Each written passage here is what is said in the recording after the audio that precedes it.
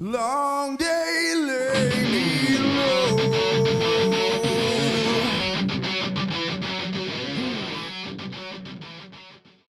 Hello everybody, Jason Bascom here from Unhinged Entertainment, co-founder of Unhinged Entertainment, co-creator of Rock G, creator of Absolute. We're going to be working on, I don't know if you're going to like this, a little tutorial on how to do implied space, or implied objects, or implied form. So I'm going to flip it over to Photoshop. Hopefully the audio is recording, because this is not going to be a time lapse. So hopefully we'll keep this short. So let's flip it over. All right, there we go. Flipped it over, and let me put on some goggles. All right. So gonna create a new layer here, and not two, just one will work just fine. Now I am gonna start with. That's why it's usually quieter, I think, because I'm talking the other direction. Anyway. So let's simple character to do this with is actually we're gonna do Batman, just because he's quick. I've drawn him a million times, and I'm gonna do a pose that I've drawn a million times. So I'm gonna draw Batman. So we're just gonna do a head, right? All right. So here's his head. All right. Let's thicken up his neck. All right. Draw Batman. I always do that. I always make the chin a little too short when I do it this way, but doesn't have to be perfect, because you'll see. Right. So there we go. So we have our head shape, and Batman's looking down. There we go. All right. Batman. All right.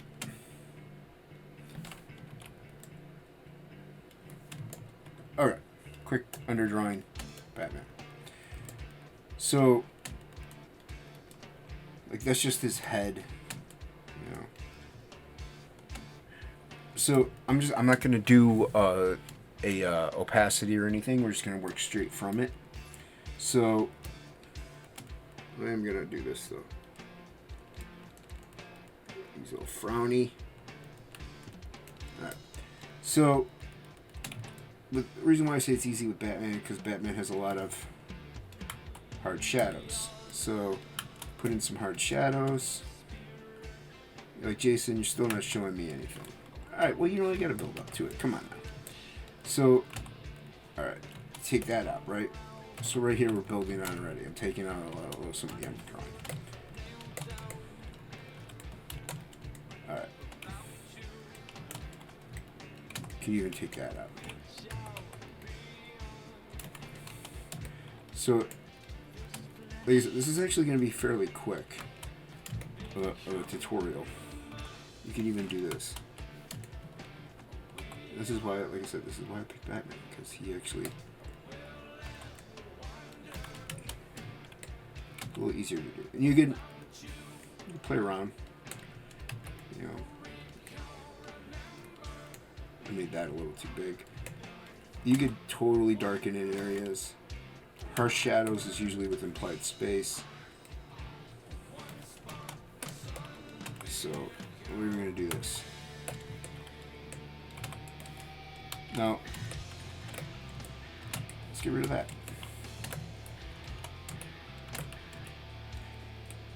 And since the light is coming from this angle here, you could get rid of this if you want. And then actually kind of hit that a shadow there for his brow or something. One thing that's cool is too is you can totally get rid of that, totally get rid of this, and since light is coming from that end, let's say it's coming from directly behind him, right? So this is the back of his head.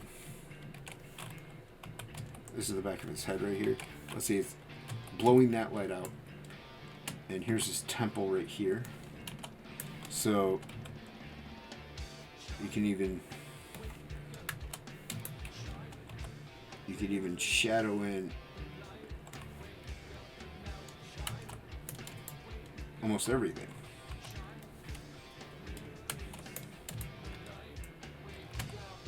And anything then that would extrude would be, so his bottom is chin. So it's just playing with shape.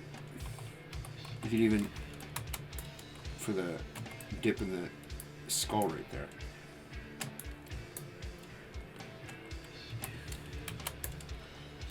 And since you have that applied space, you could go in and maybe even put in his eyes if you want. You can have more fun with those. Angle them more if you want. You could even pop in some folds, like the light is hitting these certain areas. Get his cowl in there, like as it's hitting the edge of the cowl, and it's bouncing a little rim light. Little folds. The folds are picking up some light. And his ears are going to cast a shadow. So if it's coming from that end, you can even extend his ear. There you go. Just flip back over to the white. And I like to put little cracks. You know, things, lights popping and hitting certain areas.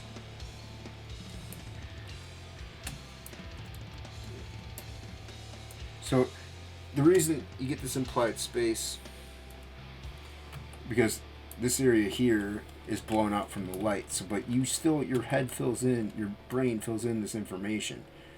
You know that the shape of a head, so it automatically fills in this whole area here optically in your mind's eye.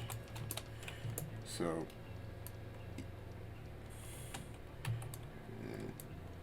you can just play around with some stuff if you really want to. Like, this isn't my best Batman, obviously, and you could even stylize it totally. Like you can, Sin City is actually a perfect example of stuff like this. There's even there's a page where he pretty much just has, like, I think it's like, this is just an example, but like he has just Marv's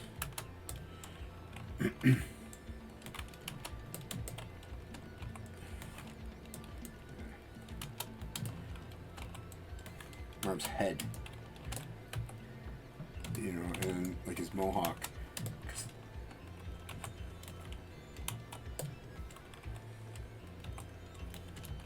Look at Sin City. He's got some great examples in there of how you would do implied shape. There we go. There's his ear, and you can even, like, that's his sideburn. So you can kind of get the idea. Like, there's a head. You know, there's the side of somebody's face. Like if I were to do this, let me cut this end this real soon here, but alright, let's bump this opacity down to 25. Alright. So now this really does work mainly with the hard light. So like, and then here's,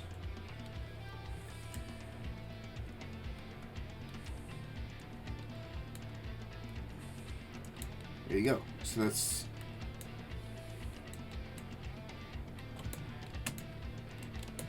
that's the shape of his, you know, there's his hair, there's his brow. You can even put up, there's a coat. Give him the coat. But see?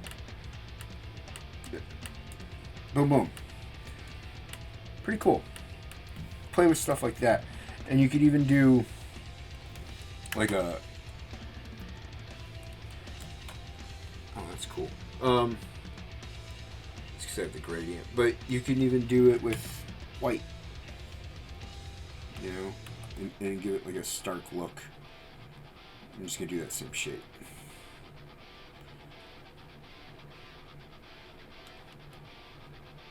You know, you can make it all, instead of black, you just use white and use a negative, and it gives it kind of a stark look.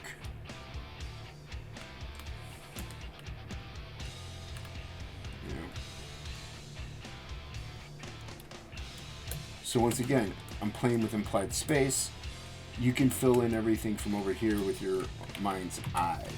It automatically fills in, like, his head's going to come down that way, possibly. So, like, your brain isn't going to be like, oh, he looks like this. You know, it's going to automatically fill it in. So, that's a good way to play and get a graphical look to a piece. Like I said, Frank Miller's a really good example of how to go about doing that. And Sin City is just my favorite thing, one of my favorite go-tos. So, but there you have it. That's it. That's how to draw with implied space, implied shape. So hope you liked it. Hit the like, share, and subscribe button if you don't mind. I'd appreciate it. And hopefully this helps you. It helps you a simple little basic tutorial and just playing with those forms. And you could start with a ball or something. I could start with that. But well, thank you once again for watching. I appreciate it. Everybody go check out Frog G. Link will be in the description below. And have a great one. We've all read the story. The brave hero conquers the diabolical villain and rescues the damsel in distress. But this is real life, and in real life, stories don't always have happy endings. Frog G, the story of a man turned into a frog by a voodoo priestess sent on a mission to kill a god by death itself.